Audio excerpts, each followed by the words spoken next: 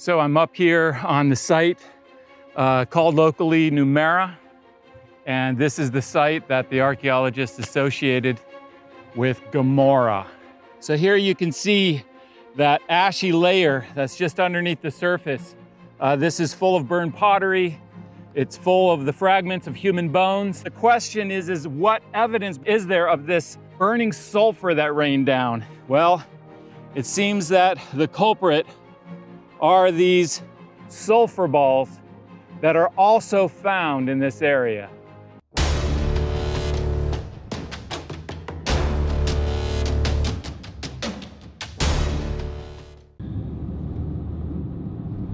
Well, I'm off on a camping trip.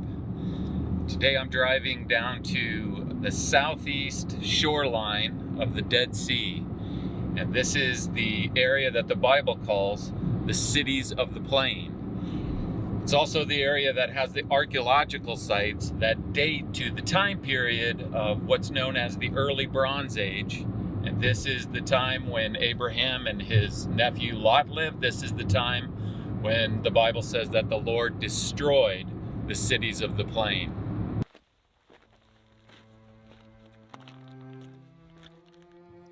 So I'm standing now at the largest of these early bronze sites on the southeast side of the Dead Sea.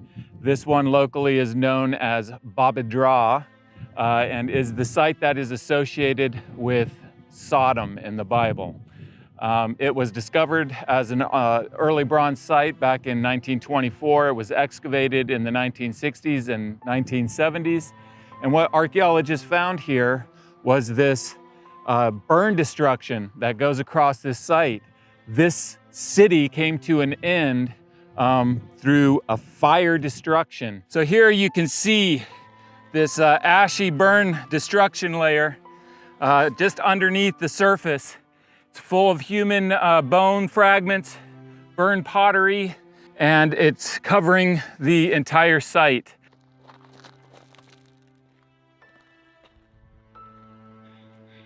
So off in the distance here, you can see Babedra, identified as Sodom. And then right here to the southwest is this massive cemetery that you can see with all these pits that mark its boundaries. And these are formed because of the locals for decades have been coming and digging into these graves looking for antiquities to sell in the antiquity market. And so it's estimated from the archaeologists that dug here back in the 60s and the 70s that there are around 500,000 people buried in this cemetery. And it's just staggering. And what's really intriguing then is that they found a burn destruction across the cemetery that happened at the same time that the city was destroyed. So the city and the cemetery were destroyed in the same fire disaster. And there's no reason why an army would attack a bunch of graves and burn a cemetery. And so this was one of the major reasons that they interpreted the destruction here as being caused by a natural disaster. In the excavation report, they show pictures of the bones in the graves that were warped by the heat. Okay, so I'm just leaving the cemetery of Babedra, that is Sodom, and I'm driving about 8 miles to the south to another excavated site identified as the biblical city of Gomorrah.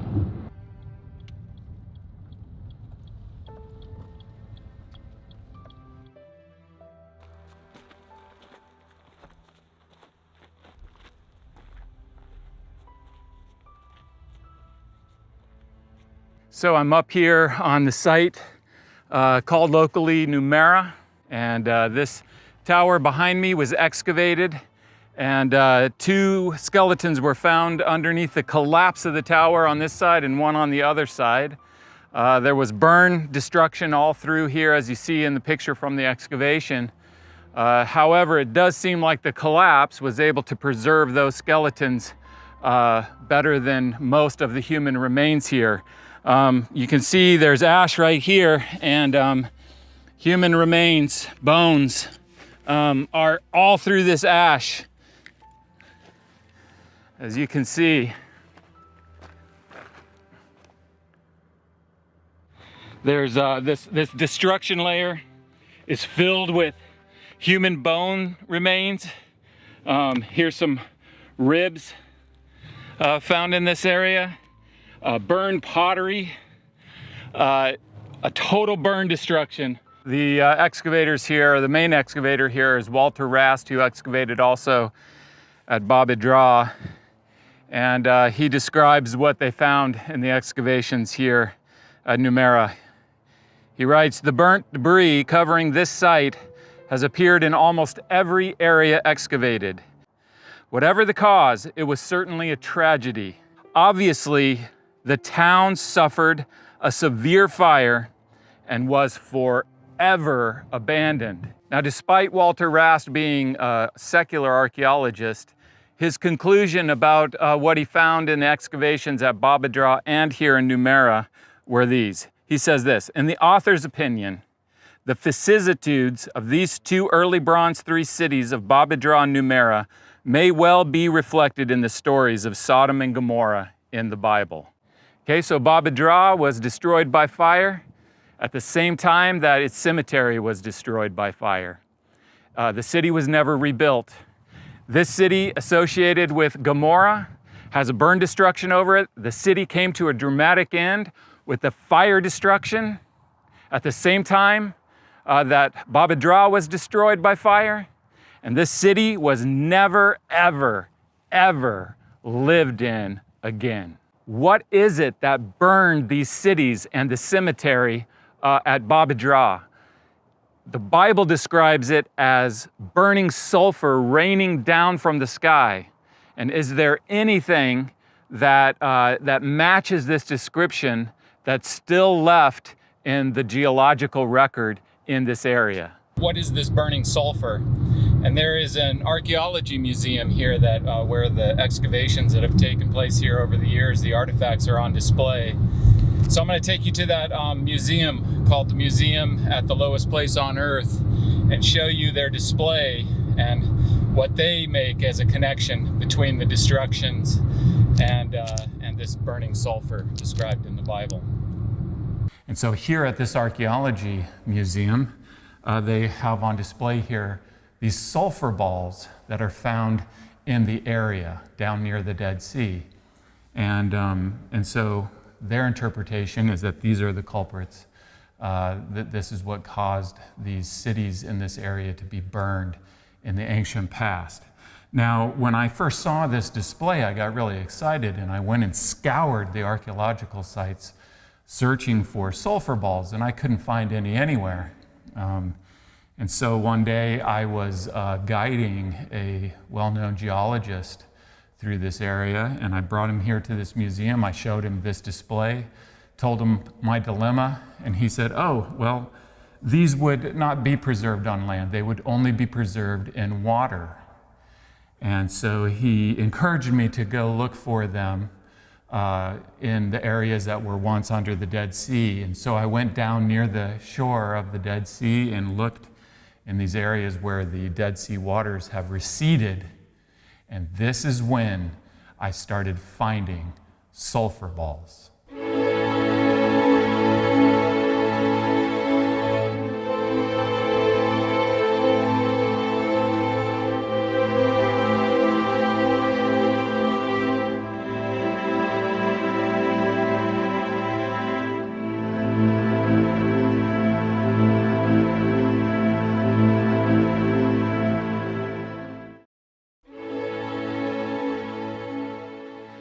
Just to give you an idea of how many sulfur balls there are. So this is a sulfur ball, sulfur balls. All these are sulfur balls. Here, here, here. Look at all of them. There, sulfur ball, everywhere.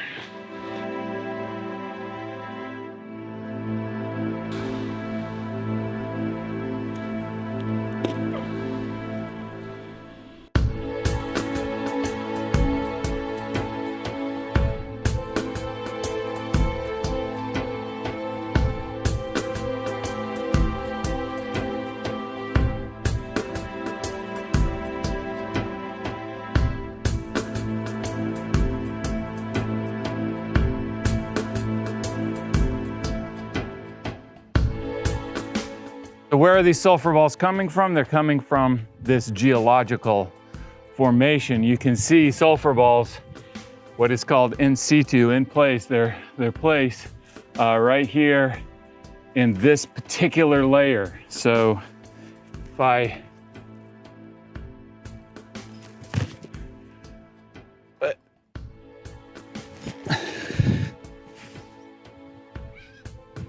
so what they're doing is they're eroding out of this, right? And then washing down in the ravines. And so you have all of these preserved in this geological layer that goes and goes and goes. And so that's where they're coming from.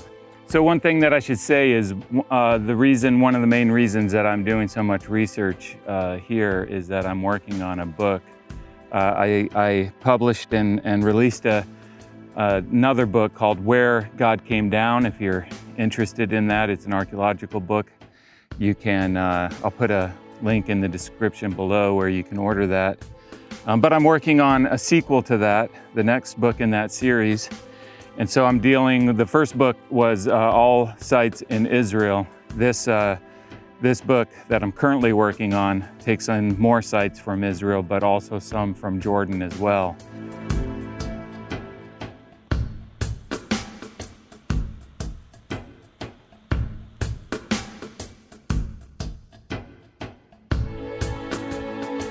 I'm gonna burn one of these sulfur balls just to show you how flammable they are. I gotta be careful because, man, when you get a whiff of these things, it's really nasty.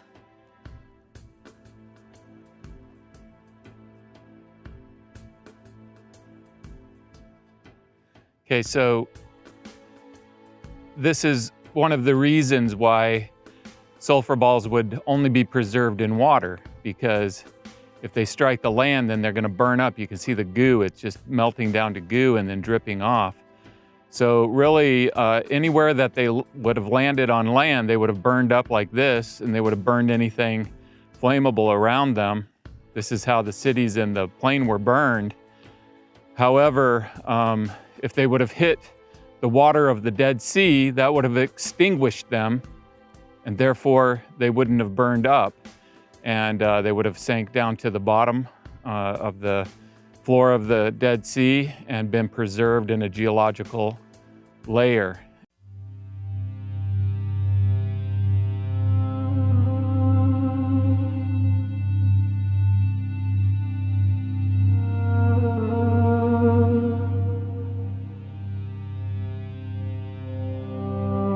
I've lived in the biblical world now for over 15 years. And I mean, things just always end up being more obvious than mysterious.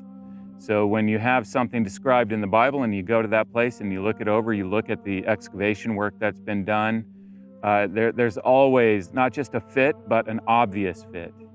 And so the more that I explore this land, the more that I excavate in it, and the more that I understand these different places and what the Bible describes in them, the more the biblical account just comes to life and is substantiated. And this is a perfect example of this. We're not talking about a burn destruction layer over just one city. We're talking about multiple cities. We're talking about burn layers over graves in the cemetery. And we're talking about a historical source in the Bible that gives us a description of what happened, describing this burning sulfur that is coming down like rain out of the sky. And then in this area, we have this geological phenomenon of these sulfur balls that are preserved in a geological layer and preserved because they were once under the Dead Sea. And so you bring it all together, the historical, the archaeological, the geological evidence, and we see very clearly how this all works exactly. It maybe still needs some more study, but we see very clearly the correlation between the history, the archaeology, and the geology. And so the biblical account is substantiated.